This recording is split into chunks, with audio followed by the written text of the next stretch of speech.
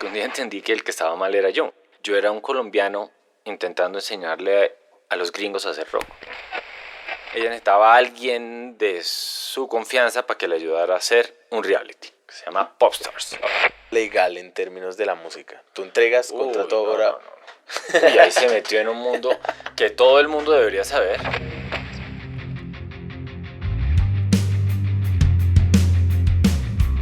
Este es el podcast Resonante, un espacio en el que junto a nuestros invitados hablaremos de audio, música e industria. Sus anfitriones somos Miguel Mora y quien les habla, Oscar Pinilla. Bienvenidos. Saludamos a todos nuestros oyentes. Un día más del podcast Resonante. Tenemos un episodio hoy muy especial. Estamos con Carlos Agüera, estamos en su estudio, un productor musical que ha hecho música para, diferentes artistas y también tiene como una historia o una trayectoria chévere haciendo música para cine y televisión acá en Colombia. Estamos con Miguel Mora. Hola. Y también está Isaac Lemus por ahí ayudándonos a grabar, que es un egresado de la Universidad del Bosque y aquí es practicante y es la mano como derecha. No sé qué tan derecha, es una mano. A veces es la izquierda, la derecha. A veces no es ninguna, a veces... Pero no, mentira, ya eso es demasiado, no tanto, pero casi. No, es una super mano, Isaac. Chévere, gracias que nos estás ahí colaborando como en la parte de la grabación. Entonces, Carlos, bienvenido al Podcast Resonante y muchas gracias por haber aceptado la invitación del podcast. No, gracias a ustedes por invitarme y pues por hacerme parte de algo que nunca he hecho. Es el primer podcast que hago. Ah, chévere. Ok. Hace rato no hago entrevistas. Bueno, Rato. Eso está interesante, ¿no? Y además que pues hoy en día con toda la parte de la distribución, las plataformas y las redes sociales, pues tenemos la oportunidad de crear contenido y crear este tipo de espacios para poder conocer a personas como Carlos que están pues ayudando a que la industria crezca y que nosotros nos encontremos pues con bastantes oportunidades laborales y también ver cómo otras personas han solucionado caminos en la industria y cómo se han abierto paso en toda esta cosa tan interesante que tenemos acá en Colombia. Yo hace 15 años me invitaban de 3 colegios a hacer una cosa que ellos llamaban Workday, una cosa así. Y era que los estudiantes, si querían ser músicos, entonces llamaban a un músico y el músico iba y les contaba historias para que se animaran. Ahí me tocaba contar mi historia, pero a todos les decía que no fueran músicos, que era una mala idea. Pero de ahí salieron muchos. Pero sí, es difícil el mundo de la música y del audio. Carlos, las personas que nos están escuchando van a querer conocer un poquito como de tu historia, de cómo llegas a la música y cómo llegas al audio. Entonces, si quieres tomarte un tiempo ahí contándonos. Pues bueno, entonces arranquemos. Yo era deportista. Campeón nacional 4 veces, campeón suramericano. Y tuve un accidente a los 15 años. Accidente de carro, fractura de pelvis en 2, fractura del acetábulo, que es el que agarra el fémur, 4 costillas, se me estalló un pulmón, se me desprendió el vaso, se me laceraron los riñones, entré 4 veces a cirugía. Duré en silla de ruedas 4 meses, 6 meses en muletas. Y yo vivía en una casa en Yerbabuena. Estamos hablando hace muchos años, ¿no? Año 91. Para los malos de matemáticas, modelo 76, 15 años, 91. No había nada para hacer en la casa. No había PlayStation. Era Nintendo, y Nintendo había 2 juegos. El pato, de matar con una pistolita, que a la gran mayoría de ustedes no les tocó. Y Tetris. Entonces yo jugaba Tetris, pero me aburría. Y lo único que había era un teclado. Entonces yo aprendí a tocar teclado a los 15 años. Malo como yo solito. Muy malo. ¿Y con qué aprendías? Porque no había YouTube. No había YouTube. Entonces alguien me había regalado un papelito que me decía cómo eran los acordes. Ok. Y yo me aprendí, exacto, Sí. un chart, exactamente. Como con la imagen, ¿no? Con la imagen y los 3 punticos, entonces yo ponía y aprendí así cómo se hacían los acordes. Pero yo no entendía ni siquiera de tempo, ni de la rítmica, ni de esto. Entonces, cuando salí de eso, otro amigo que también había estado en el mismo accidente. Entonces montamos una banda, tocábamos canciones de The Cure, vainas de esas, pero no contábamos, no sabíamos ni contar. Nos conseguimos un cantante que se llama Tito Ocampo, hermano de Teto. Ok. Por consiguiente, yo terminé tomando clases de teclados con Teto, cosa que no es como muy lógica, porque Teto realmente es guitarrista. Y ahí tuve como mi primer banda. Gracias a Teto, terminé estudiando en MI, en Musicians Institute. Yo estudié allá 3 años. A los 3 años me dieron una beca y me quedé estudiando un año producción. Cuando regresé a Colombia, me regresé de hecho porque una vez me gradúo, pues uno lo que hace es buscar qué hacer. Y en Los Ángeles, un colombiaito recién egresado, en esa época claramente no había nada de tecnología, estamos hablando en 99, 98, y sí, 98. Y había un teléfono al que uno marcaba, yo pagaba $60 el año, y en ese teléfono la gente que necesitaba músicos llamaba y oía músicos y le daban el teléfono de uno. Y ellos lo llamaban a uno y ahí me llegaban gigs, pues toques, me llegaba trabajo de esa forma. El trabajo que me llegaba era para tocar en bandas de cumbia, en bandas mexicanas de norteño, y yo era un rockero que había estudiado lo más, era fusión y algo así medio jazz, y yo cómo iba a dejar, yo tenía el pelo me llegaba al culo, o sea, ¿qué les pasa? Hasta que un día entendí que el que estaba mal era yo, que yo era un colombiano intentando enseñarle a los gringos a hacer rock. Y el que estaba mal era yo no estaba ofreciendo nada, yo tenía que ofrecer algo. Entonces me devolví a Colombia a estudiar, en teoría. ¿A estudiar qué? Folclore. Entonces yo empecé a estudiar. Pues yo llegué y por cosas de la vida monté un estudio de grabación mío con Toño Arnedo. Entonces yo tocaba con Toño y teníamos el estudio. Digamos que esa sociedad no prosperó, no funcionó, no nos llegó sino un solo trabajo. Entonces yo que había asumido la deuda del estudio, fui el que me quedé con el estudio y digamos que me mudé a otra casa, me fui de la casa de Yerbabuena a la 45, a un apartamentico donde monté mi propio estudio de ahí en un apartamento de 2 cuartos que me había traído yo de Estados Unidos.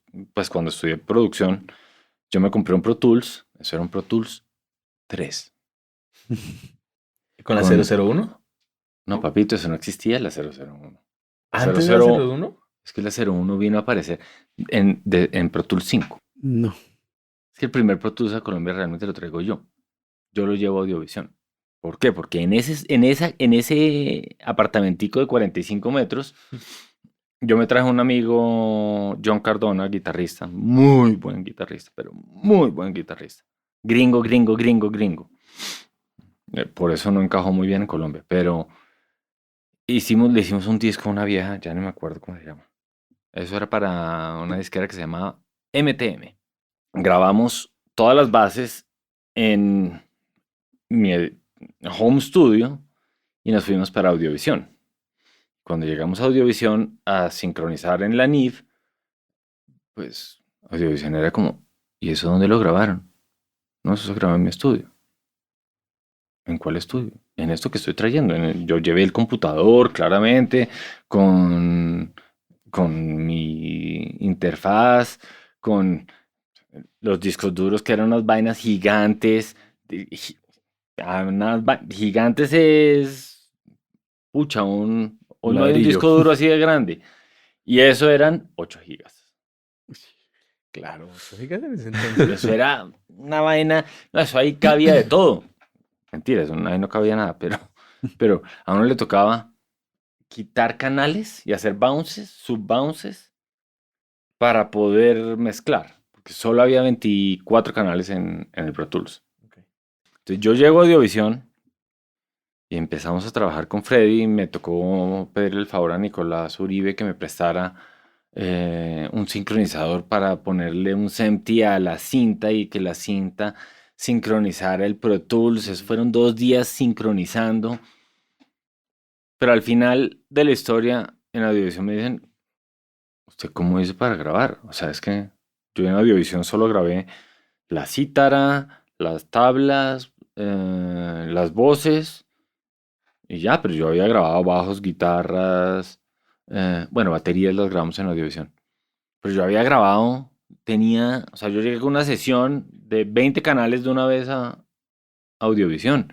Y esto me dice Siger, casualmente ahí les llegó un negocio con Caracol de una novela, Sí, bueno, claro. de Caracol, a hacer Alejo.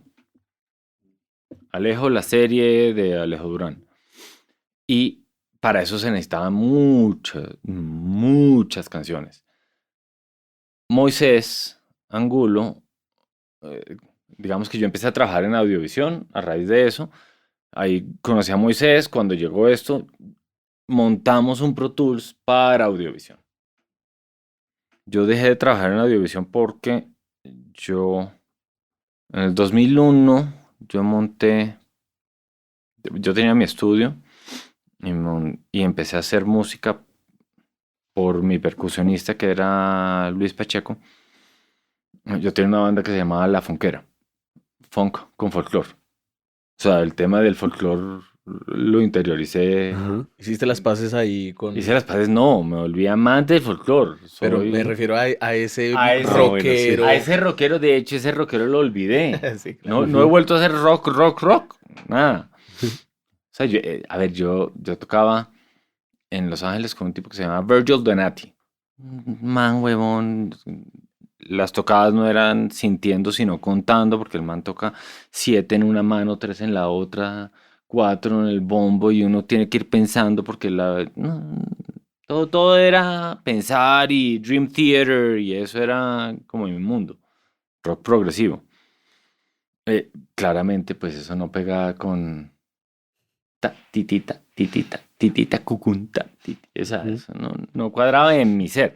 Cuando llegué acá y oí realmente una tambora, yo tomé clases cuando estaba con Toño, yo tomé clases con él, con Marco Vinicio, que es el hijo de Totó. Entonces decidí montar una banda de funk, con folclore.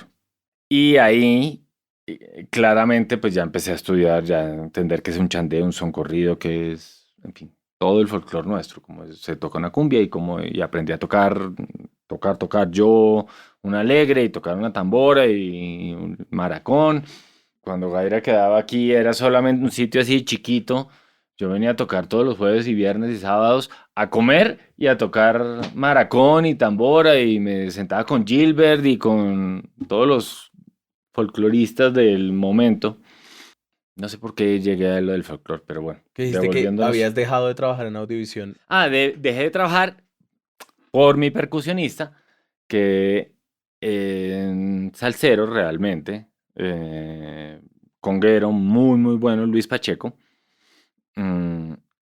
Luis, por cosas de la vida, me contactó con un señor que estaba haciendo unos documentales para Infinito. Infinito era un canal de cosas como esotéricas. Sí, recuerdo. Y entonces empecé a hacerles un par de documentales, música para los documentales sobre Egipto. Entonces empecé a hacer música como para televisión. Eso fue lo primero que hice. Entonces empecé a trabajar en Audiovisión. Alejo Durán, yo iba a grabar a Alejo Durán, pero me salió algo, no me acuerdo qué fue, y no podía grabar lo de Alejo. Entonces Mauricio grabó lo de Alejo. Mauricio Cano grabó lo de Alejo. Y yo, con mi estudio, empecé a trabajar con un señor que se llama... Se me olvidó. Bueno, esta vaina de Infinito. Terminé eso. Empecé a trabajar en la San Buenaventura de profesor de ingeniería. Yo realmente no soy ingeniero. pero yo daba clases de ingeniería 1 y 2.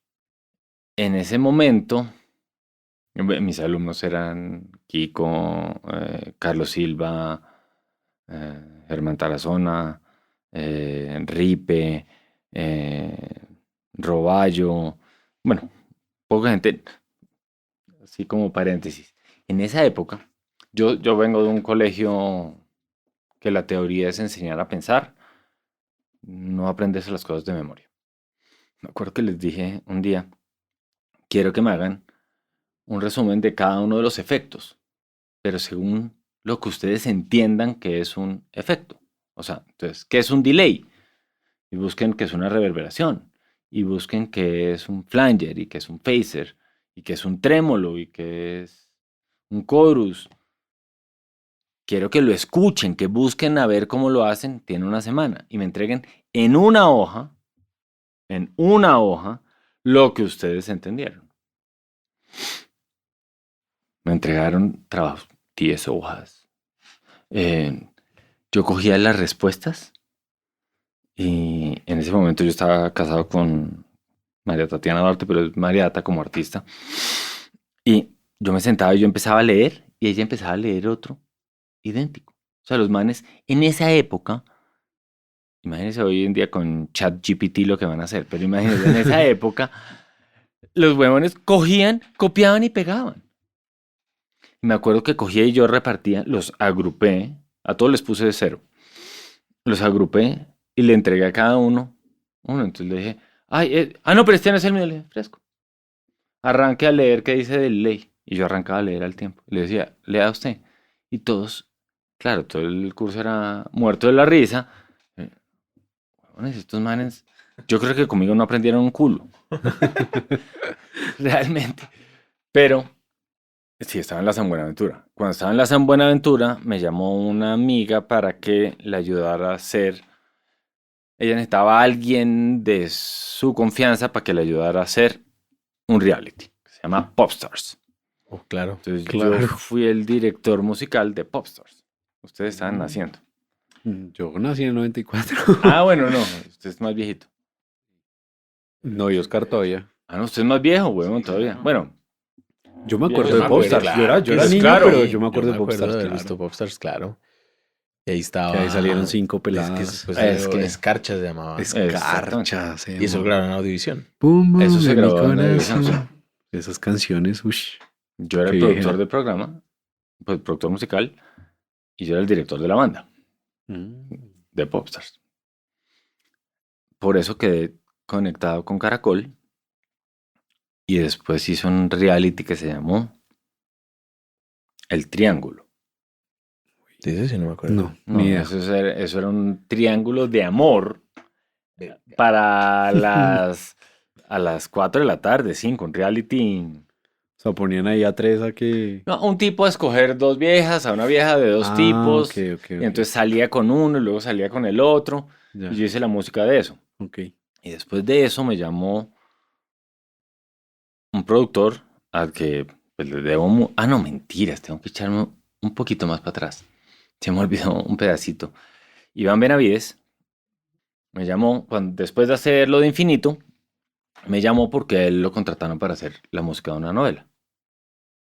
Lo llaman y le dicen, quiero que me haga la música de esta novela, que se llama Amor Discos, uno de los fracasos de la televisión, de los grandes fracasos, duró 15 días al aire, o 20 días al aire, una cosa así. Pero para mí fue la entrada de la televisión realmente. A Iván, alguien le dio mi teléfono, creo que el Chato. Le dijo, este man tiene un estudio, tiene buen sonido, puede grabar ahí, porque si usted se va a grabar toda Audiovisión, pues no le va a quedar plata. Entonces llegó a mí, me dijo, venga, ¿usted me ayuda a hacer la música de esta novela? Y le dije, claro. Ni más faltaba, había que hacer 12 canciones, eso era con Dana no. Sí, la hermana de Dana García. El ChatGPT. Más o menos. Para acordarnos. Claro. E hicimos ese disco, se terminó en Audiovisión, se mezcló en Audiovisión. Yo seguí, y digamos que yo toda mi vida he estado muy ligado a Audiovisión y muy paralelo, porque pues sea lo que sea, por más de que uno tenga un buen estudio, pues audiovisión es audiovisión. Sí, claro. O sea, si hay un sitio bueno para grabar, o sea, si yo me ganara el baloto, yo cierro mi estudio y me compro pues tocaría un baloto bien grande, pero me compraría audiovisión para mí. Sí. Entonces, hice esa novela y luego hice, por cosas de la vida, terminé haciendo la música de una novela que fue lo primero que hizo una empresa que se llama Telecolombia, que después se llamó Fox Telecolombia. Con ellos yo hice la primera novela de ellos, que se llama El precio del silencio. RCN los contrata para hacer una novela con Carolina Sabino y Juan Sebastián Aragón, y yo le hice la música a eso. Ese fue mi primer música solo. Luego esa música la utilizaron para Pandilla, Guerra y Paz. Luego hice Popstars en el 2002. Luego hice El Triángulo. El Triángulo. Luego hice Dora la Celadora. Y de ahí en adelante he hecho muchas. Muchas. Hay unas que quiero más que otras. Hay unas que me han dado. Yo tengo 12 nominaciones a los India Catalina. Tengo 3 Indias Catalina y 2 ¿me llaman? ¿TV novelas? TV novelas. Yo creo que una de las novelas que yo más quiero es Nuevo Rico, Nuevo Pobre. Es porque era una comedia, pero yo no quise utilizar como los clichés de la comedia. Entonces, si ustedes ven, realmente esa novela tiene porro. Está hecha con porro. Y está hecha, digamos que hay una parte que la hice con bambucos, pero el resto es puros porros. Pues no porros conocidos, porros hechos por mí. Mal hechos, como quieran, pero con una idea de hacer porro. Otra serie que me encantó hacerla es Correo de Inocentes. Es la segunda serie que le hice yo a la jefa son CMO. Es una productora, Clara María Ochoa. Productos muy buenos. Yo hice con ellos, lo primero se llama Regreso a la Huaca, que era la serie de la película de los soldados de que los se encontraron en la soldados Huaca. que se ¿Cómo llama Soñar no cuesta nada. Soñar así se no llama cuesta la nada. película. Entonces ellas hacen la serie para RCN y yo hice la música. Pero no solo hice la música, sino que además hice la música contra escenas. Y yo la musicalicé. Digamos que esa parte de musicalizar, después les explico bien cómo funciona el proceso, pero esa parte de musicalizar es súper mágica, porque es como volver a inventarse la misma música que uno se inventó. ¿Cómo hago para generar algo diferente? Yo llegué a la música, digamos que yo llegué por rebote al mundo de la televisión. Si hablamos de discos, yo he hecho varios discos para varios artistas, pero ese nunca ha sido o sea, eso no es donde me desarrollé ni de donde me reconocen realmente. Cuando llegué a la televisión, me tocó enfrentarme a algo y reinventarme como músico desde los sentimientos, las sensaciones, cómo genero yo una sensación, cómo le genero yo a usted un sentimiento, una sensación, porque las canciones no tienen sentimientos. Ay, no, esa canción es muy bella. Realmente quítele la interpretación y realmente no. No estoy hablando mal de las canciones. No, claro, Claramente es lo que dice la canción, la interpretación, el arreglo, lo que hace que sea sentimental, no sentimental, alegre, no alegre. Pues usted tiene canciones muy famosas que hablan de unas tragedias y la gente cree que son las cosas más alegres del mundo.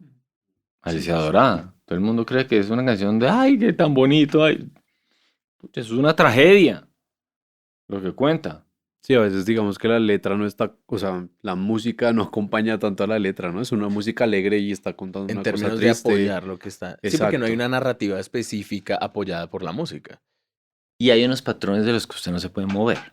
Entonces, hoy en día, si usted llegara a pensar en, no, es que vamos a hacer un disco, primero usted no va a poder experimentar mucho porque si quiere que suene en radio, entonces va a tener que tener coro rápido, tiene que llegar al menos de un Tiene minuto, que tiene que durar estar en 3 el coro, minutos. tiene que durar 3 minutos, tiene que estar, en qué emisora la va a hacer sonar para, para pensar en cómo la voy a orquestar, tiene que tener algo moderno, no puede ser una cosa, en fin, cuando usted llega, tiene muchos más limitantes que lo que yo encontré en la televisión. Literalmente, y lo digo así, gracias a Dios, a mí me ha funcionado, pero literalmente a mí me dicen, haga la música para esta serie, Punto. punto. Usted Bueno, pero eso, escoja. eso también es producto de una confianza y de una trayectoria, ¿sí? Y hacer esos pinitos en estas primeras producciones que tú hiciste y que funcionaron y que dice, ahí hay un voz a voz interesante, como, oiga, Sí, esta también hay un persona nombre trabaja de Carlos y, Agüera hace la y música. empieza, como te digo, o sea, yo no te conocía, pero yo ya conocía la historia de Carlos Agüera y sí, inmediatamente conozco como una persona que hace música para televisión o que hace música para audiovisual. Aquí hay como en esa parte de la historia que me cuentas, pienso mucho en cuando una persona está estudiando música, porque yo me imagino que cuando tú estabas en Los Ángeles estudiando, no alcanzaste a imaginarte que ibas a ser un músico que estaba haciendo música para audiovisuales o Para un nada. compositor, claro, y esa conexión, pero sin embargo aparece eso en tu formación tuvo que haber parecido como, oiga, usted puede hacer esto. Y uno dice, ah, ok. La Y verdad no. nunca apareció como por allá en No, un no, nada, profesor, nada. nada. A ver, MI es una escuela donde usted estudia igual que todo el mundo hasta las 3 de la tarde. Colegio, pues, o sea, una vaina rígida, usted tiene que estudiar lectura, escritura, armonía, contrapunto, todo lo normal de la Normal. música.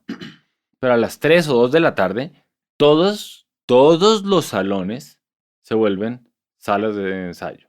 O sea, en todos los salones hay una batería, un piano, amplificador de bajo, amplificador de guitarra y amplificador de voces. Y usted tiene que hacer un número X de presentaciones en vivo, un número X de asistencias a clases.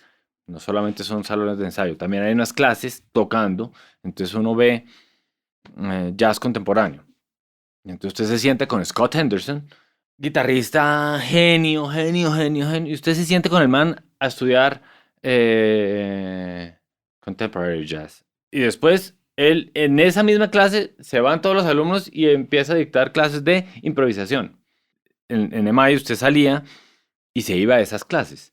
Claro, entonces tú tenías ya el perfil de ser músico, Yo era, pues digamos que EMAI instrumentista. ese era mi... Sí, pero cuando usted se va a... Como yo era el teclista, entonces yo era el que terminaba dirigiendo la banda para decirle a cada uno qué hacía.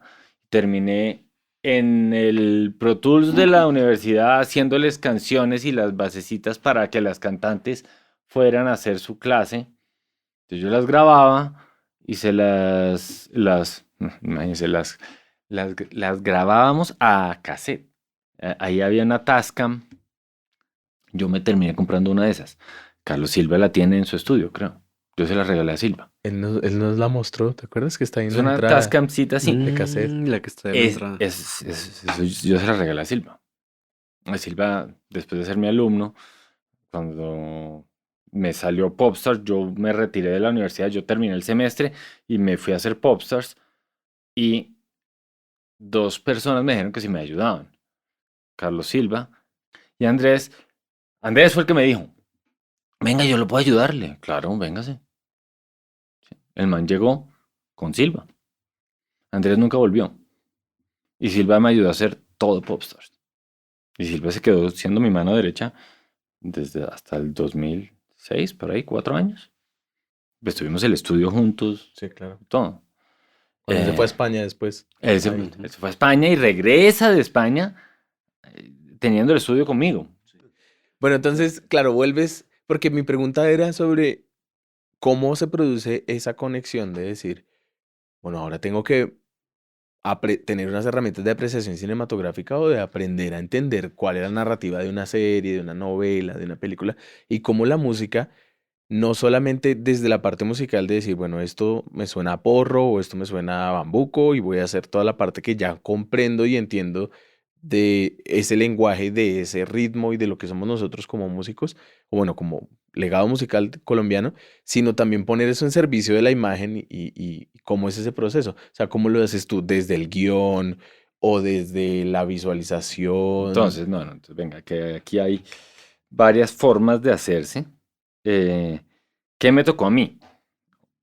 Entonces, a mí me tocó llegar a un mundo que yo no sabía nada. Claro. Cero. Había tenido dos experiencias, lo de Infinito y después El precio del silencio. En El precio del silencio, cuando me senté a hacer el primer capítulo, me di cuenta, digamos que la promesa es que uno tiene que ir a hacer los primeros capítulos para enseñarle la música que hizo al musicalizador. Las series en Colombia no se hacen como en Estados Unidos. En Estados Unidos usted tiene 15 días para hacer y componer la música a un capítulo. Por eso le pagan X miles de dólares. En Colombia veníamos y tenemos una visión un pelín más industrial de hacerse. Imagínense, más industrial que Estados Unidos, pero Estados Unidos mantiene la parte artística de que cada cosa tiene su identidad. Aquí empezamos a hacer y hacemos un banco gigante de música que se va a utilizar para esta serie o para esta novela. Ese banco, pues uno tiene que ir a enseñárselo a alguien, porque yo no soy el que le pone la música a cada capítulo. Por eso cuando hablaba de Correo de Inocentes, que yo lo terminé musicalizando con Santiago, tiene una magia porque es reinventarse la misma música que uno ya se inventó. Pero entonces ese banco, pues yo se lo tengo que ir a enseñar a alguien, y ese alguien, que es una persona que se dedica solo a eso, pues él coge aquí, coge esta versión. Entonces uno tiene que hacer versiones. Por cosas de la vida, Andrés Landines, que estudió conmigo en Los Ángeles, tiene un amigo que se llama Jimmy Pulido y montan el estudio debajo del mío y el de Carlos Silva. Estamos hablando año 2004. Entonces yo empiezo a hacer Dora la Celadora y él empieza a hacer La Saga. Yo me bajaba y él me enseñaba cositas. Él estudió música para cine en Berkeley. Y me enseñaba cositas y me dio varios tips. Pero mi proceso interno fue sentarme, poner música en el estudio y empezar a entender qué hacían esos personajes, comprar discos de música para cine y entender cómo descomponer para entender cómo es realmente la composición, cómo es y qué es lo que ellos hacen diferente a las canciones. Anécdota de la vida. Un amigo se va a una gira, a él le habían encargado una serie. Esa serie, él por su gira dice, yo no la puedo hacer, entonces él llama a sus amigos músicos. Él hace música para televisión y también produce canciones y pertenece a bandas y un tipo con nombre importante dentro del mundo de la música. Llama a sus 5 amigos, les dice, venga, ayúdeme a hacer, usted hágase 5 temas incidentales, usted 5 temas incidentales, usted 5 temas incidentales, a mí 5 temas incidentales. Entréguenlos por favor a esta persona en este canal. Entregamos todos. Me llamaron al día siguiente. Venga, güera, nada de lo que nos entregaron sirve. Todos son puras canciones. El único que tiene como medio idea es usted. Entonces, pues traigan y miramos a ver yo qué les puedo hacer. Finalmente me contratan a mí para hacer los primeros 25 capítulos de la serie, que es la mitad de esa serie. Y el personaje llega aquí, él termina de hacer su contrato. ¿Qué es lo que quiero decir? Son formas de pensar diferente. Entre comillas, la música para una novela tiene que ser música que genere una sensación, que la gente pueda hablar encima y que no se vuelva protagonista. pero que en el momento en que yo subo el fader, ocupe el espacio y me genere algo. Eso significa que las melodías no tienen que ser tan claras ni pueden ser hechas tan marcadas en ciertas cosas. Voy a dar un ejemplo estúpido porque así como existe esto en la misma música, siempre existe lo opuesto. Pero poner un violín haciendo nadie puede hablar encima de eso. Claro. Porque el que habla encima de eso se siente como que, La bájele, atropella. bájele, bájele, porque está pisando la voz. Por eso digo, así como hay ejemplos de eso, también hay ejemplos de lo opuesto. Pero eso es más o menos lo que yo vine a entender de la música. Luego, yo he hecho 7 musicales. Eso significa que yo he ido a grabar las escenas. Me he sentado con los directores y los he visto. Y he dirigido las escenas, no desde que hacen las cámaras, sino desde que hacen los músicos en la escena. Pero cuando usted está sumergido en ese mundo, usted aprende cuál es el sentido de una escena. Las escenas tienen un giro. ¿En qué momento entra la música? Es cuando el man dice tal cosa. ¿Por qué? Porque ahí es donde gira la escena. Todas las escenas tienen un sentido dentro de la narración y tienen un punto de quiebre. Una escena de 2 personas caminando y hablando del día, pues no pasa nada. Pero si en la mitad de la hablada del día le dicen, no, y es que entonces ayer vi a tu mujer que entró, ahí cambió la historia. Y ahí es donde yo tengo que marcar y decir, uy, ojo, cambió la historia. No se nos olvide que la mitad de la función de la música en los audiovisuales es acentuar. Hacer acentos, sí, dramáticos. Acentos dramáticos. Exactamente. Entonces, ahí es donde entra el... ¡prum!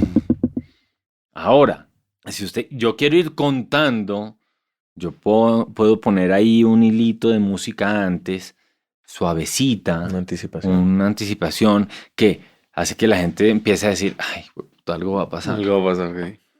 Ahora, ese algo va a pasar también se puede generar desde la ausencia de música también. Pero digamos que depende de lo que esté, cómo esté contado visualmente. Todo eso lo vine a aprender fue con la vida, no con... Pero eso que estás diciendo también se hace mucho cuando estoy uno musicalizando. Cuando uno tiene la secuencia y tiene la música, y dice, ok, voy a crear esta intención, busco aquí en lo que está creado, que por lo general también, digamos, yo lo he hecho, entonces a mí me entregan los stems también, ¿no? Exactamente. Entonces eso que está diciendo Carlos cuando dice, es que es reinterpretar o redescubrir o resignificar la música que uno hizo, porque claro, tú antes cuando eres el compositor la haces y luego cuando tú mismo tienes la oportunidad de echar mano para poner la contraimagen, lo que uno pensó cuando la creó o cuando la hizo puede cambiar por esa yuxtaposición entre la imagen y el sonido o la música. ¿Sí? Entonces, digamos, yo tuve una experiencia muy bonita con Juan Pablo Velázquez Luna, que fue el compositor de una serie que hicimos hace un tiempo con una convocatoria de Mintic, de la convocatoria Abre Cámara. Y a mí, eso fue en pandemia, entonces no nos conocimos, y él me entregó la música y yo cogí un stem particular que me gustó y con ese hice un motivo, yo hice un leitmotiv para un personaje durante toda la serie. Y después tuve la oportunidad de conocerlo y le dije, yo quiero mostrarte lo que hice con la música porque... Y él cuando dijo, marica, eso está una chimba porque no se me ocurrió y se te ocurrió a ti, entonces qué chévere que uno desde la música hace unas cosas, pero la otra persona con la sensibilidad a la que se aproxima y cómo usa lo que alguien hace de la música, puede crear algo mucho más interesante o algo diferente a lo que uno se imaginó cuando la creó. Pero entonces tú dices, claro, yo creo esa anticipación, pero ahí lo estamos viendo desde ese acto de musicalizar. O de tu Sí, mismo, lo estoy haciendo desde musicalizar. pero Ahorita que lo estoy contando, estoy musicalizando esa escena. claro, pero Cuando uno desde la hace, uno piensa en un bloque gigante. claro,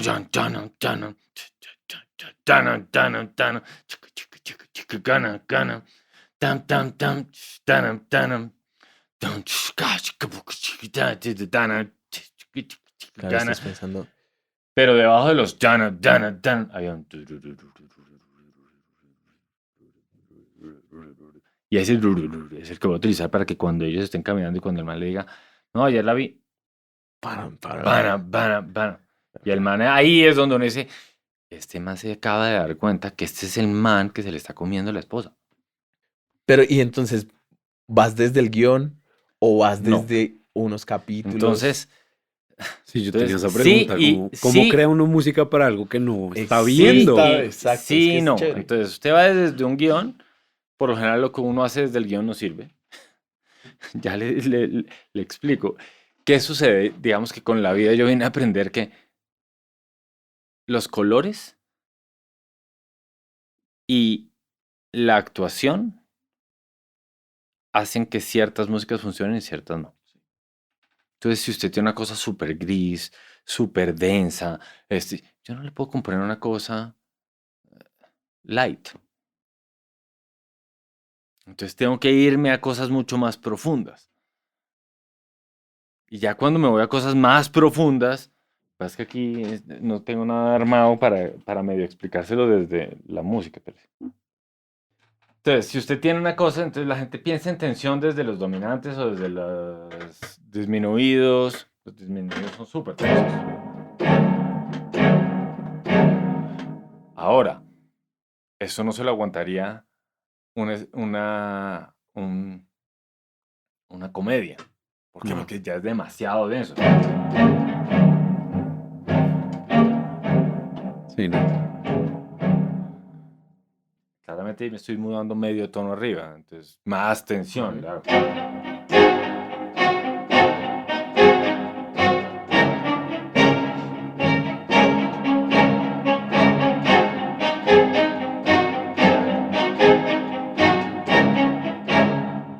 ¿Qué pasa? Como tengo unas cuerdas, hace que se sienta mucho más pesado.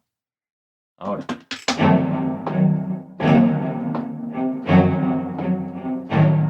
Ahí se empezó a volver un poquito cómico. O sea, una comedia ahí me lo aguantaría. Entonces, bueno, quitémonos que no sea sino dominante.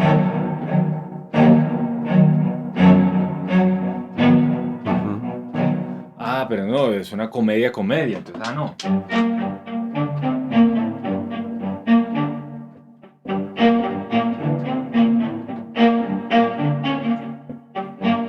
Estamos en la tensión, ¿no? Estamos en que el man acaba... La misma escena.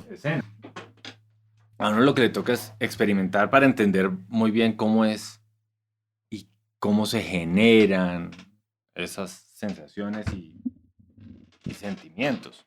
Como para uno eso es, que esto sí es, esto no lo es. Por ejemplo, para Carlos Agüera, descubrimiento fue como, ¡ay! ¡Qué bonitos los modos libres! Pero se vuelve nostálgico. Sí. Entonces, ¡ay, sí, muy bonito! Pero es nostálgico. ¡Ay, es tocado en piano! ¡Más nostálgico!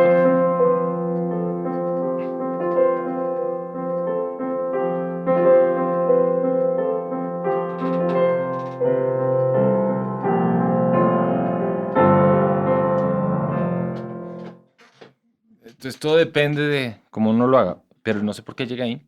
Estábamos contando la historia Por el guión. por el guión. sí. Claro. Entonces, cuando uno piensa desde el guión, yo me imagino una escena. Pues yo, Carlos Agüera, un profesor, un día en Los Ángeles, decía que los personajes, cada uno de nosotros, percibe y ve las cosas diferente. Uno los ven más auditiva, otros los ven más visuales y otros los ven más sensoriales. Entonces el man contaba una historia y uno de esa historia después le tocaba escribir qué era lo que uno había sentido, visto. Y hay mucha gente, claramente somos muy visuales porque ocupa la mayoría de nuestro sistema Nuestra percepción cerebral y del nuestra mundo percepción también. del mundo. Pero había muchos que la tensión y las cosas las describían con no, y el paso. Y es que sonó, y seguramente sonó la tabla y sonó la puerta, y esa parte la parte auditiva es la que uno tiene que empezar a buscar y a entender cómo se genera. Tenemos ya unos clichés puestos en la vida. Eso sí es de una puerta, enseguida, no sé si sonó, Ahí lo ¿sí ponemos alcanzó? en post. Eso. Ese sonidito de la puerta es el típico, entonces ya nuestro cuerpo sabe que eso significa que algo malo va a pasar. Ujú. Claramente eso viene acompañado de un silencio, De una atmósfera de una construida. atmósfera construida para que genere ese miedo. Claro. Pero eso es, digamos que un cliché, porque eso no puede ser la mamá llegando a abrazar al bebé. Esos clichés no los podemos quitar porque realmente es un tema que está en el subconsciente colectivo del Sí, mundo. son códigos. Y Exactamente. si no los pongo, probablemente no, o sea, confundo a la persona que está viendo o a la persona que está escuchando. Exacto. Es fundamental, es necesario. Pero también se usa, por ejemplo, para hacerlo cómico, ¿no? Que se escucha así los pasos, ay, y llega y coge al bebé. Es como, Sí, claro. o sea, todo depende, todo Ahí depende de lo lo que que yo... juegas Sí. al contrario. ajá. Pero entonces, piense que esos códigos, yo tengo que pensar en quién me va a oír. Y ahí nos tenemos que ir a algo de la composición y de pronto como yo veo el mundo. Y es, yo no hago música para mí. Yo hago música para que alguien la escuche. Eso yo creo que es uno de los grandes problemas de nuestros músicos. Y de lo que nos enseñan en la escuela. La escuela me refiero a La academia a en la general. academia en general. La academia, inclusive, parte de lo que le está sucediendo al mundo es ese, lo que importa eres tú, y busca internamente, y entonces tú tienes que contar tu historia. Sí, pero si lo cuentas en tu lenguaje, solo para ti, que solo a ti te gusta, a nadie más le va a gustar. Si yo hablo en una lengua que me inventé yo, nadie me va a entender. Claro. Yo tengo que hablar en una lengua que alguien me entienda. Y ahí es donde entra uno, y a mí me tocó empezar a buscar qué es, por dónde, y a encontrar mi propio lenguaje. Seguramente habrá personas que son mucho más estructuradas y mucho más, no, entonces hay que hacer esta y la línea y yo no soy así. No, es que los bajos son tensión. No, pues pueden ser cómicos. Si el acorde es mayor, tom, tim, tom, pom, tim, pom, pom, tim, un bajo. Eso me llevó a, por ejemplo, hay ciertas cosas que yo compongo desde el piano, hay otras cosas que las compongo desde la guitarra y hay cosas que compongo inclusive desde el bajo. Yo hice Rafael Orozco, El ídolo, esa serie. Me tocó sumergirme en el vallenato. Yo ya había hecho discos de vallenato con un disco de Villazón, le había grabado un disco a Oñate, le había grabado, producido un par de discos a Eibar Gutiérrez. No, claro, el rey vallenato Eibar Gutiérrez, ¿cómo no recordarlo? Virrey, papito. No, No pero le no pongas- fue, no fue rey, no fue rey. No fue rey, no, si lo deja de rey, ojo que le caen encima. Virrey, perdón, disclaimer ahí.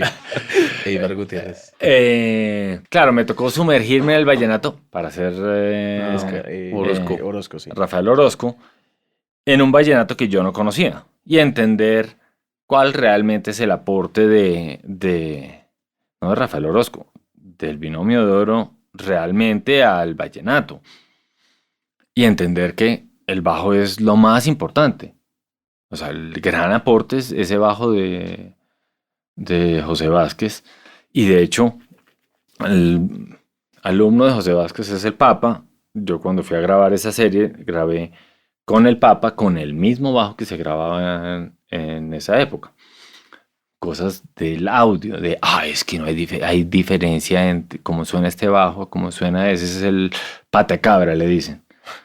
Es un bajo que tiene en la parte de arriba, es así, y entonces son 2 clavijas y 2 clavijas, solo 4 cuerdas, no había una quinta cuerda. Estamos hablando de que no había esos bajos. Y para hacer la música incidental, digamos que las canciones los hice así, para hacer la música incidental, yo quería darle un tono de, oiga, lo importante es el bajo. Entonces yo compuse toda la serie desde el bajo. Desde ideas de cómo funciona el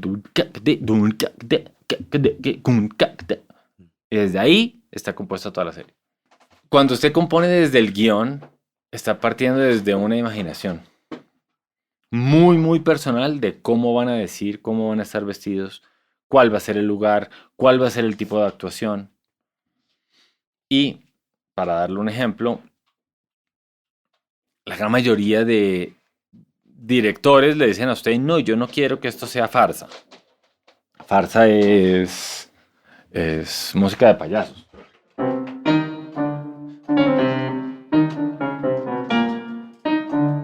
Que eso es Sí, circo. como esa música cómica que usaban en las películas mudas y eso, o algo así. Claro, pero si usted tiene la actuación siendo, ¿cómo así? ¿Pero tú qué me estás diciendo? ¡No! A Ya. ellos la tengo que poner, porque si a esa yo Claro. le pongo...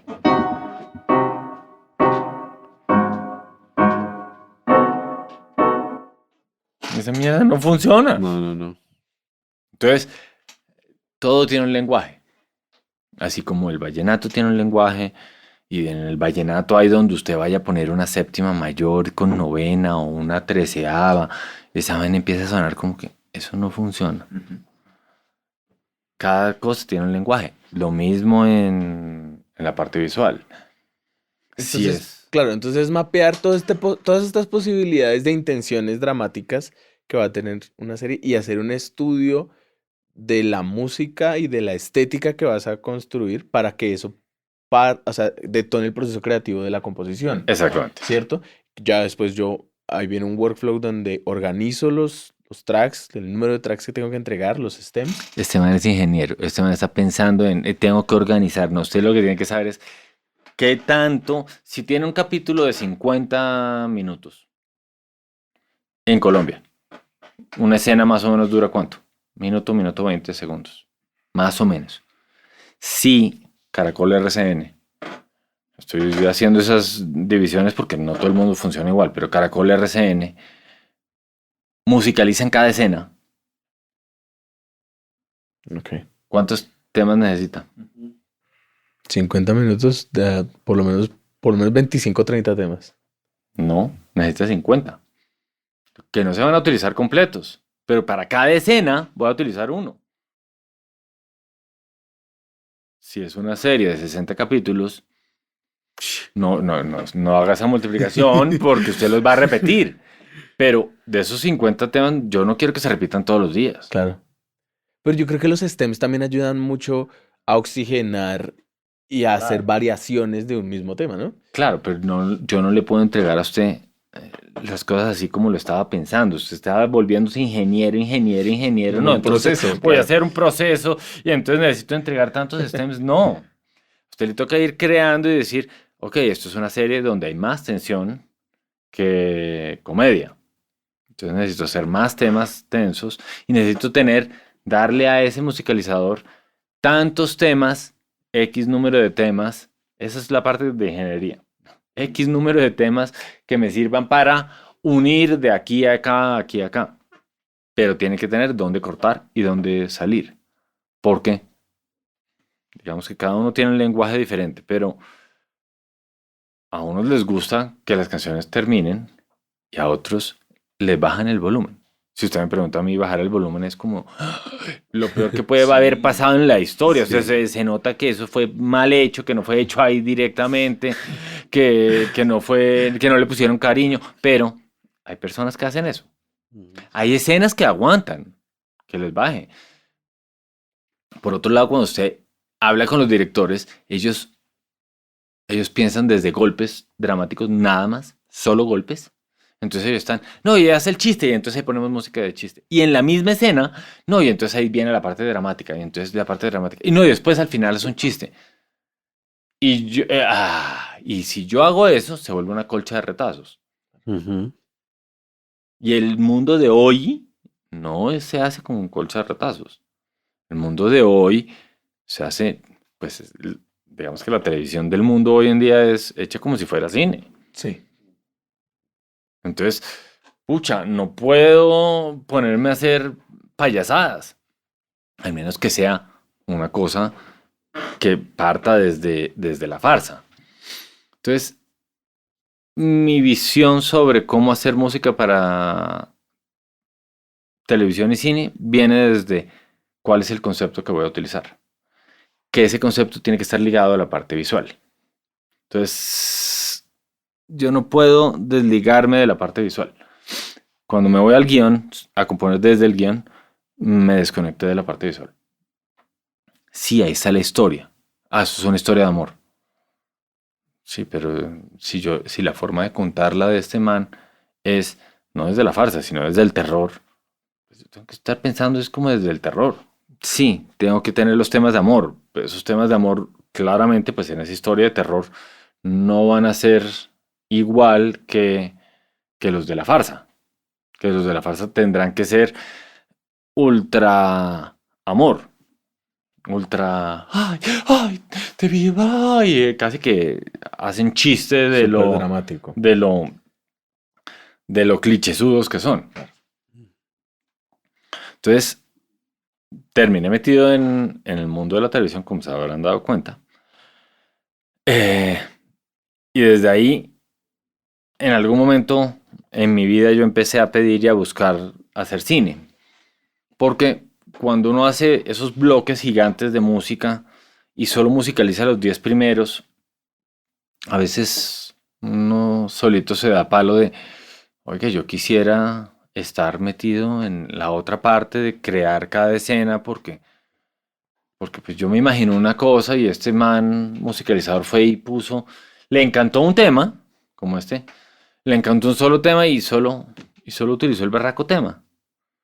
Y yo le hice 450 cortes, utilizó los mismos 10. ¿Por qué? Porque el proceso de musicalizar, cuando es bajo presión y tiene que entregar un capítulo al día, o cada día y medio, que es lo que sucede en Caracol y RCN, pues finalmente el man va a recurrir a lo seguro. Ay, yo sé que este es de tensión, este está demasiado tenso, cojo este. Y coge los completos o coge una variación chiquita, pero no se da el tiempo ni se lo puede dar. Sí, no, Tema de sí. presupuesto, claramente. Ni se puede dar el lujo de coger y poner este pedacito aquí, luego poner el otro, luego poner aquí y allá, para crear este nuevo tema. Ese lujo no se lo puede dar. Pero entonces yo empecé a decir, no, yo quiero hacer cine y quiero yo estar en ese proceso. Eso es lo bonito cuando empecé a trabajar con CMO y es que pude ser parte de ese proceso desde el otro lado. La hice los 10 primeros, cambiaron al personaje y me tocó regresar a hacer los 10 segundos. O sea, ya voy en el 20, me voy y luego me llaman por X o Y motivo. No, necesitamos que nos ayudes desde el 40. O sea, yo no hice 10 capítulos, el resto los hice todos. Y trabajar con un man que es experto, muy pilo, que tiene el conocimiento, era súper chévere. Yo le mandaba, él trabajaba en su casa y yo trabajaba en mi estudio. Y después nos veíamos en CMO. Entonces teníamos cada uno toda la misma música en 3 computadores. Y lo que nos mandábamos era solamente la sesión. Tin, ahí está. Y él abría y claro, como son los mismos files, chin, tic, le cargaba idéntico. Yo trabajo en Pro Tools como mi base, pero compongo y trabajo mucho en Logic para hacer. Y la lógica también mezclar en Logic es rarísimo. O sea, yo he hecho como el intento y siento que, no sé, es como raro. Y eso fue porque una época en la universidad fue como, no, los de Avid, bueno, los de DigiDesign en esos momentos era como, no, ya estos manes son muy abusivos, me tienen de mal genio, voy a intentar hacer las vainas en Logic. Que en ese entonces habían todos esos packs que se llamaban Complete Production Toolkit y tocaba comprar para tener más voces y bueno. Pero sí, yo en Logic no. Pero sí he notado que los amplificadores de guitarra también y muchas cosas. Derecha. Si usted no lo utiliza ni siquiera en amplificador, derecha. Suena mejor. No me pregunte por qué. Pero suena mejor, es mucho mejor. Mientras en Pro Tools suena brillante, en Logic queda... Sí, sí. Eso, si quieren, hablen con Kiko y Kiko les explicará cuál es la razón, que es que 64 bits, mientras los Pro Tools hoy también están en 64 bits, entonces no sé cuál es la diferencia real. Pero más allá es, pero ponga un violín y esa vaina que necesita 1500 armónicos no suena bien. Hay ciertas voces que suenan muy bien grabadas en Logic, hay otras que no. Entonces, sí, digamos que toda la vida yo he estado muy metido en ambos mundos de la ingeniería, de hacer discos. Siempre estoy haciendo discos para uno, para otro, discos de música religiosa o vallenato y siempre haciendo televisión. Yo creo que muchas cosas que yo me he ganado de televisión ha sido porque sueno bien. Okay. Entonces yo tengo un buen estudio, yo tengo muy, muy buenos micrófonos, 4 buenos micrófonos con buenos cables que llegan a Un buen convertidor, un buen pre. a una interfaz, a una Symphony. Esta es la 2, tenía antes la 1, con unos pre hechos para mí por Camilo Silva. Camilo Silva entró a Audiovisión porque yo me lo encontré en algún momento. Gali Galeano me iba a contratar para que yo fuera el que le manejara no el estudio, sino la banda, pero además que le ayudara a Camilo Silva, que era el que trabajaba en donde Gali Galeano, cuando el estudio quedaba allí en el 85. Ustedes estaban chiquitos, muy chiquitos. Entonces, en Audiovisión hubo un hueco, me dije, Camilo había pasado su hoja de vida, Siger me dijo, le dije, el man es un bacán, es muy querido, introvertido, pero es un tipo súper pilo. Se lo llevó para allá. Él me ha hecho 2 amplificadores un poquito específicos para mí. Y yo le he ayudado en sus prototipos. De hecho, uno de los que yo tengo son los 2 son prototipos de él. En Audiovisión, cuando se compraron los Neumann, los redonditos. Pero antes existían los cuadrados, los 1082 creo que eran. ¿Los monitores? Sí, los monitores. Eran los viejos. Uno se acostumbró. Tin, tin. Yo me acostumbré a esos parlantes y cuando llegaba a mi estudio, uy, algo pasa. Aquí hay algo errado. Y no eran los monitores en sí, era el lugar. Entonces, no, hay que meterle más realmente al lugar. Una vez le metí al lugar, no, necesito tener unos buenos parlantes. Porque inclusive los 1082 tampoco son los mejores. Entonces terminé con unos Dynaudio R15. Que lo único que uno puede hacer es acostumbrarse a oírlos y saber cómo suenan. Sí. Yo, Carlos Agüera, yo no soy de los que piensa que no, mezclen unos Yamaha NS10, porque es que ahí usted sabe realmente cómo va a sonar. ¿Cómo va a sonar dónde? Si hoy en día nadie utiliza ese tipo de parlantes. Sí. Dígame en qué casa que ustedes van tienen parlantes que no sean autoamplificados, que no sea inclusive un Bose de que tiene un hueco gigante en los medios. Usted no encuentra eso. Eso sucedía en los 80. La mitad de los 90, pero nadie más. Y cuando la gente compraba los componentes para hacer, Exactamente. y no, necesito un ecualizador y no, necesito sí, eso ya no. Peor, el ecualizador todos eran una B. Porque a alguien se le ocurrió que es que no tenía que tener brillos y bajos. Y entonces, oigan, no, a ver, yo soy de los que pelea contra que el mejor sonido se hacía antes.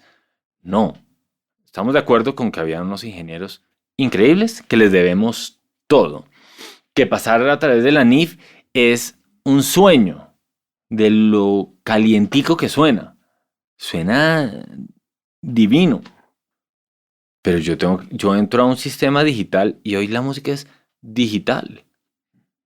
No, es que yo la voy a sacar, este nuevo disco lo voy a comprar en acetato. ¿Por qué? Si es que se grabó en un Pro Tools. Sí, este es el marketing también y No, y aunque se grabe en cinta, la toma buena la vuelcan a Pro Tools. No, pero ¿en qué cinta grabó? Es que digan, ¿en qué cinta hoy usted utiliza que sea análoga? Bueno, o sea, en Audiovisión hemos hecho cosas, pero... Pero ¿cuántas veces ha desempolvado en la 7 cinta? años, 4 discos. Ahí está. El resto está... no, en la cinta digital. Es digital. O sea, es que entró a un sistema digital. Ahí se acabó todo lo demás. Carlos, yo tengo una pregunta y no sé si sea muy disruptiva ahí. Hágale. Yo soy totalmente disruptivo. ¿Cómo es la parte, digamos, legal en términos de la música? Tú entregas contrato ahora. No. Y ahí se metió en un mundo que todo el mundo debería saber. Claro, es que Y también es- es por eso. Entonces, yo soy prosaico, no por ser prosaico, sino porque realmente son buenos. ¿Qué sucede? La música tiene muchas formas de cobrarse. A usted le pagan una plata, usted vende todo. Yo no vendo todo, yo vendo el 50% nomás. ¿Por qué? Porque me pagan una plata. Entonces, a mí me pagan una plata para hacer algo. Yo me quedo con un porcentaje de lo que eso genere. Entonces, yo puedo ir y cobrar eso a Saico. Hay un problema y es lo que la gente cree. Y el otro es la realidad. Entonces, usted ve una cantidad de personajes que voy a utilizar el ejemplo para poder llegar a la realidad. Van y dicen, pero es que yo sueno, pero el Saico no me paga nada, son los ladrones. O inclusive, ni siquiera son socios de Saico y creen que Saico les tiene que pagar. Entonces, lo primero es... Sí, un desconocimiento tremendo ahí. Entonces, yo le produje un disco a una banda, a Doctor Crápula. Y, no, es que Saico. ¿Ya te inscribiste en Saico? No. Bueno, inscríbete. Se inscribieron y recibieron un chorro de plata. Hay que entender qué es un chorro de plata y qué es lo que recibe Carlos Vives. Porque hay una diferencia. No, usted puede recibir 10 millones de pesos. Eso es un chorro de plata. Carlos Vives recibe 300 o 400. Y entonces va la pregunta de, ¿pero por qué? Porque Carlos Vives suena 4 veces diarias en cada una de las 1.200 emisoras que hay en el país. O sea, el man suena diariamente 5.000 veces. Usted aspira a ganarse lo mismo si usted suena una vez o 2 veces en Radioactiva. Lo siento. Radioactiva paga 1,5 millones, 2 millones de pesos mensuales por toda la música que utiliza en el mes. Entonces, hay que llevar las cosas a la realidad. Entonces, ¿qué pasa? El maestro Choperena, compositor, que en paz descanse, compositor de el 20% de La Piragua no, de... Ay, al sonar los tambores. La pollera Eso es colorada. La pollera colorada. Decía, yo sueno. Y sí, suenas. Ahora yo le hago la pregunta a usted realmente. ¿Cuántas veces al día la oyes? En el último mes. ¿En los últimos 6 meses? Usted no la ha oído. Entonces sí, sonará por ahí de vez en cuando. Pero pues cada vez que suena genera 194 pesos. Y eso es una emisora que paga bien. Cuando se van a las a regiones, bajan los precios. Ay, pero es que Saico recoge 250.000 millones. Sí, porque a los conciertos les cobran. ¿En concierto oíste La Piragua? No. Entonces, ¿por qué pretendes que La Piragua genere? No, pero es que el maestro es importante. Sí, pero esto no es una sociedad que sea una entidad de caridad. Por méritos, claro, por méritos.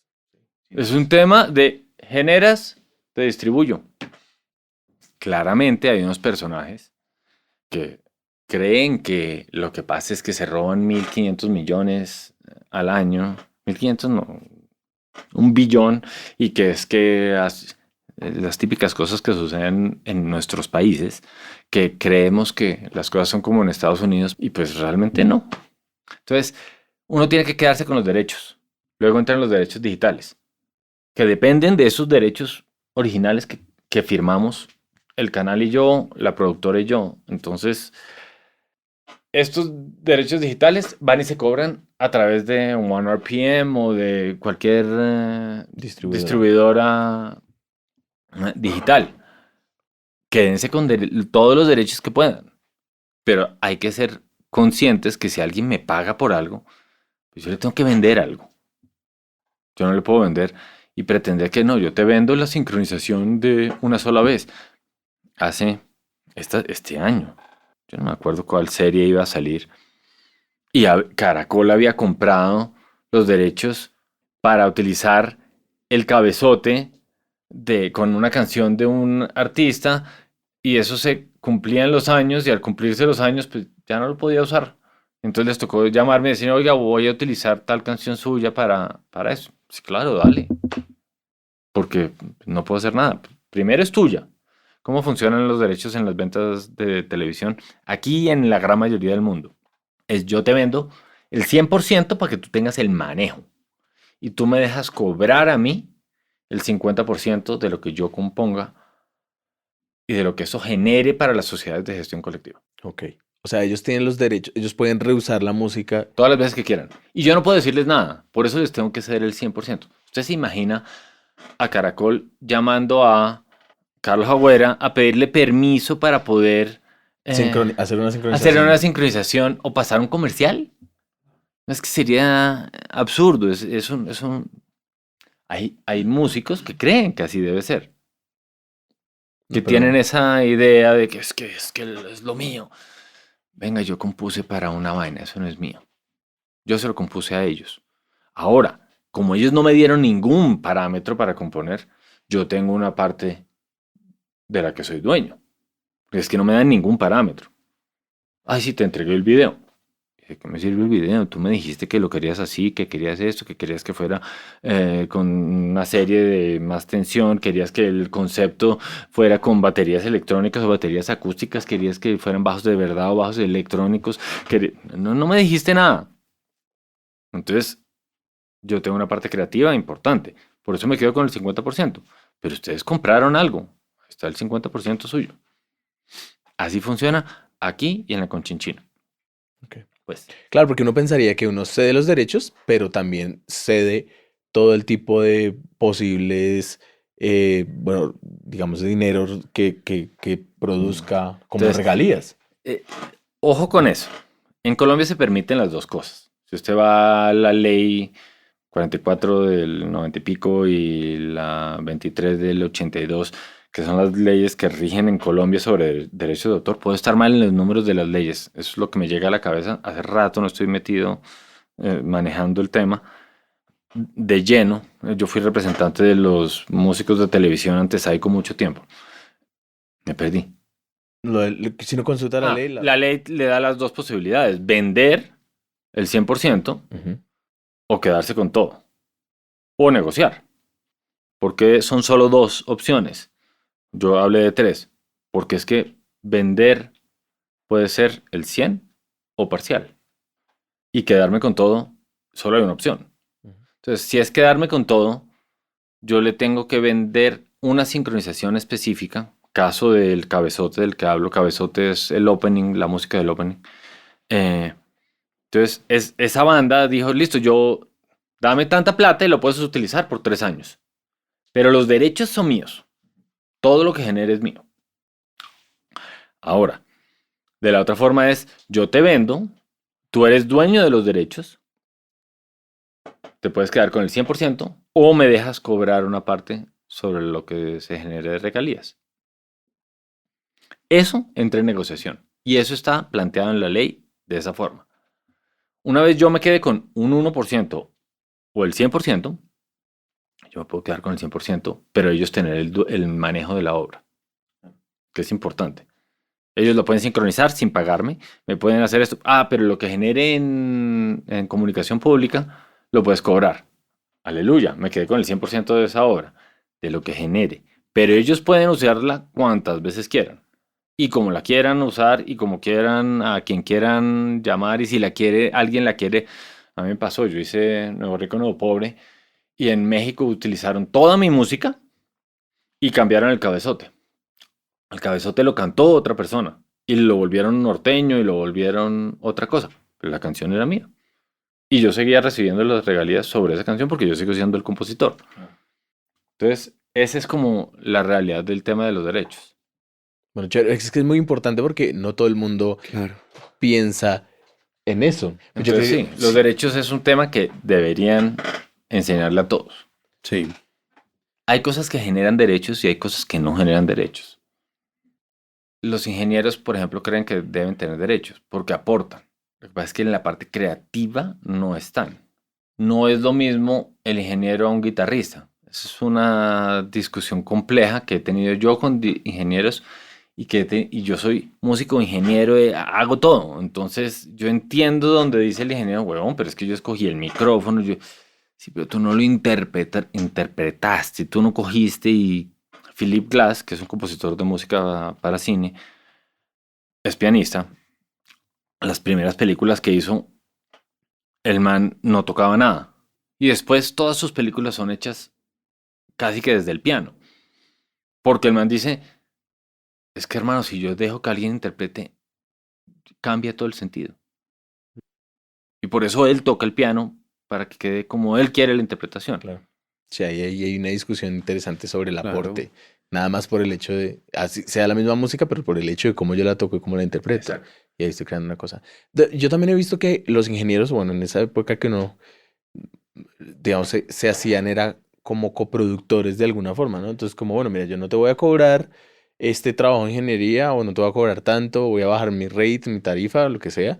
Y pues yo entro como coproductor por una parte de la regalía del disco y ahí aparecían otras Esa es otra cosas. cosa, Eso porque es, ahí sí. estás haciendo un aporte grande. Yo hice un disco que se ganó un Grammy, yo ahí grabé todas las bases, todos los acordeones, todas las guitarras, todos los bajos, todas las voces, todo el este. Pero el aporte mío fue realmente sentarme y cuantizar toda la base. El gran aporte. Y estoy seguro que ese disco es otro disco. Yo lo cuanticé. Yo tomé esa decisión. Lo que quiero decir es, uno aporta, pero yo no fui el que cogí y le dije al cantante, hace esto, o al bajista, no, toca esto.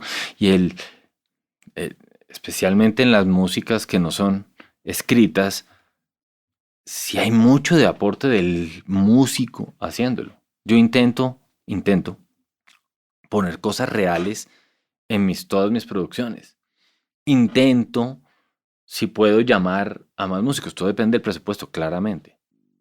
Pero sí hay una diferencia en cómo toca un guitarrista la guitarra como yo la toco. Sí hay diferencia en cómo aporta y qué es lo que da. Y yo grabo el violín, pero apenas viene el violinista y toca, uno hace, ¡ay, qué delicia! ¡Qué berraquera! ¿Cómo se ve? ¿Cómo suena? Y es, la verdad, eso me parece súper lindo de producir, que finalmente cuando uno oye, después se sorprende de lo que uno hizo. Ay, yo compuse eso. Uy, qué bonito quedó. Y no me estoy echando flores, estoy, al No, sí, contrario, claro. es asombrándome. Uy, cómo suena de bonito. La música tiene algo muy lindo. Claro. Y como uno desde la parte colectiva va creando cada vez más capas de valor y cosas así, ¿no? Entonces, Exacto. desde nuestra sensibilidad o la sensibilidad del compositor, esa maqueta que uno hace que si uno es juicioso la puede hacer con intenciones, con el velocity en el MIDI Ujú. y esto, pero llega un músico que se sube sobre eso y ahí es donde dice, "Uf, claro, o sea, yo puedo cuidar el MIDI, puedo cuidar el velocity y las intenciones, pero alguien llega y lo toca de verdad y si el músico es muy Cambia. bueno, pues cambia toda la vaina, ¿no? Cambia mucho la Pero película. Total. cambia. Y eso también es chévere para mucha gente que nos está escuchando y ese asunto de seleccionar a los músicos, no todo el tiempo por la amistad o por la cercanía. Entonces, oiga, ¿quién va a grabar? No, va a grabar un amigo mío que es no sé qué, pero seguro que ese amigo tuyo de verdad es el guitarrista que necesita la Y canción entiende el lenguaje. y Es entiende el que proyecto. ahí va, ahí está, usted está pensando como productor, el otro está pensando como amigo. Yo personalmente creo que uno tiene que grabar con los mejores músicos para lo que uno quiere. Y puede que el músico amigo de uno no sea lo mejor que haya para lo que uno quiere. Y tiene toda la razón. Lo que pasa es que toca pensar de otra forma. Ahí toca pensar como productor. Y, por desgracia, en este país no tenemos muchos personajes que piensen como productores. Aquí la gente piensa desde la amistad, desde la rumba, desde mil cosas antes de si ese es el bajo que debería tener. En el binomio de oro hay cosas, ellos tenían dos bajistas. Hay cosas que compone uno que tocaba el otro y viceversa. hay partes de canciones tocadas por uno y partes de canciones tocadas por otro. Y estamos hablando en la época de cinta. Cinta. El aporte que hizo un personaje, al bajo del vallenato es absurdo. Pero cuando usted piensa que ese personaje se apoyaba en otro, para que ese otro a veces lo tocara, usted dice, no, si hay...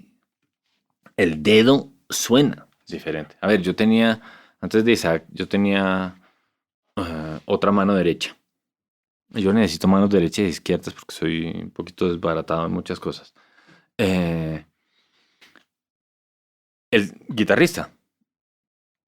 Y el man cogía mi guitarra, la tocaba, y yo cogía mi guitarra y la tocaba en las mismas notas, y son 2 guitarras diferentes.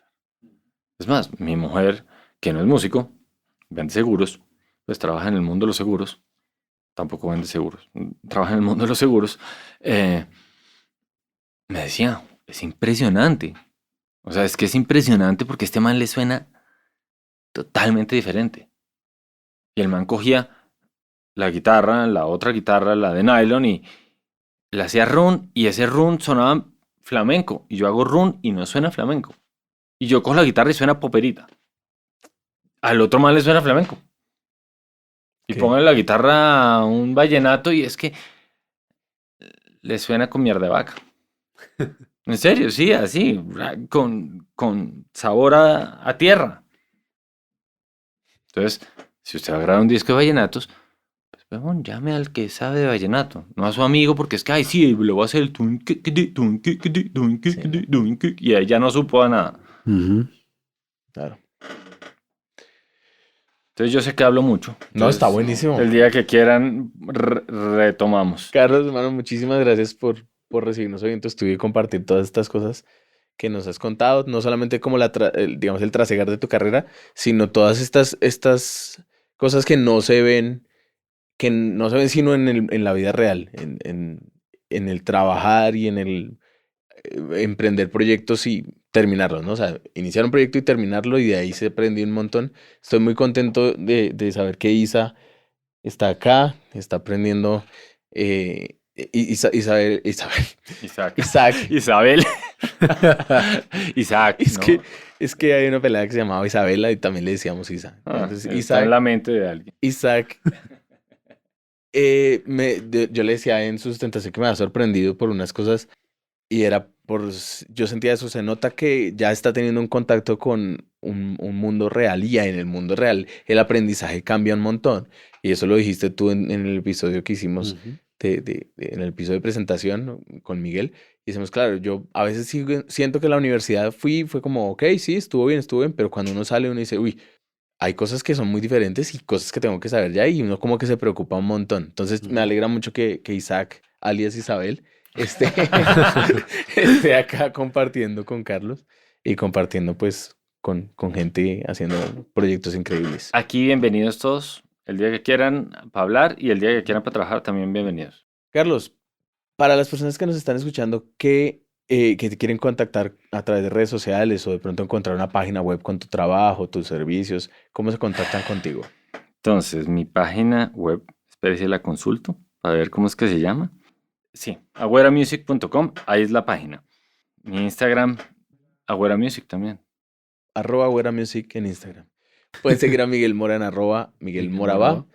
A mí me pueden encontrar como @OscarPinilla_R. A Isaac lo pueden encontrar como Isaac Dalemus en Instagram. A Susana como @Susay_CS, que es la productora del podcast que hoy no nos acompaña. Y al Podcast Resonante en @el Podcast Resonante en Instagram. En TikTok también estamos por ahí.